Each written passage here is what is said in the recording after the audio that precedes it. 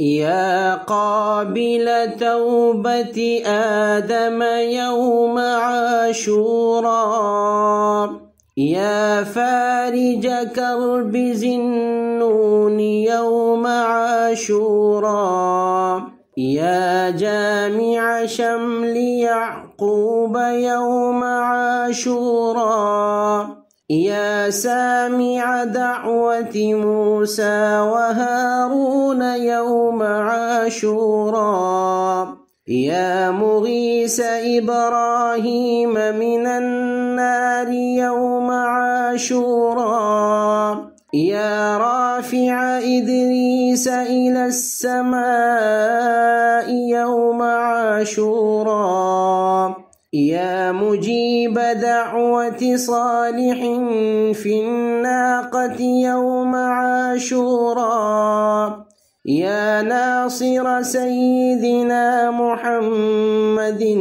صلى الله عليه وسلم يوم عاشوراء، يا رحمن الدنيا والآخرة ورحيمهما، صل على سيدنا محمد وعلى آل سيدنا محمد، وصل على جميع الأنبياء والمرسلين،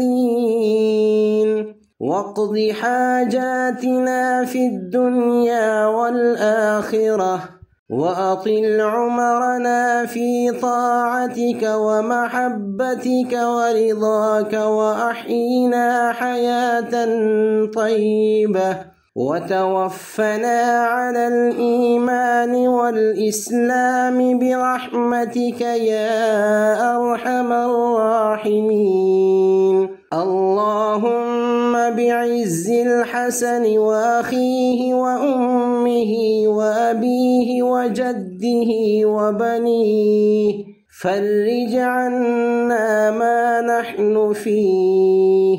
سبحان الله ملء الميزان ومنتهى العلم ومبلغ الرضا وزنة العرش، لا ملجأ ولا منجأ من الله إلا إليه. سبحان الله عدد الشفع والوتر وعدد كلمات الله التامات كلها، نسألك السلامة برحمتك يا أرحم الراحمين. وهو حسبنا ونعم الوكيل، نعم المولى ونعم النصير، ولا حول ولا قوة إلا بالله العلي العظيم.